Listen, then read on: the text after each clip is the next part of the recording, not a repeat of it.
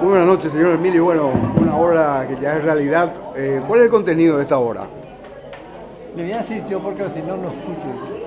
Bueno, este libro fue escrito con unas máximas tan viejas que del tiempo de Cleopatra, de 500 años antes de Jesucristo, decía: el bravucón tiene todas las heridas en la espalda.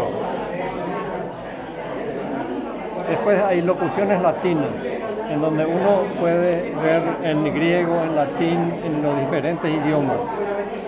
Después están los refraneros españoles, en donde dice, por ejemplo, la vida es corta, hay que vivirla, etcétera, etcétera. Y al final están los ñenga en guaraní completo, en donde ñenga también le hace reír a la gente, porque dice, bueno, en el ñenga, por ejemplo, dice, remuñaron ejuputine. O si no, pues te y tiene mía también de ñande de pitupata y o puinonea cuecalecita.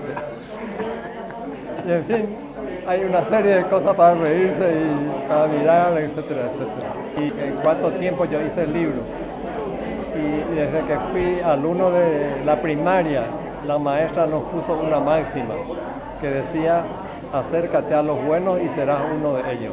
Y fui coleccionando en un cuaderno, y cuando tuve mucho, entonces escribí esto. Así se escribió el libro. Esa es la historia del libro.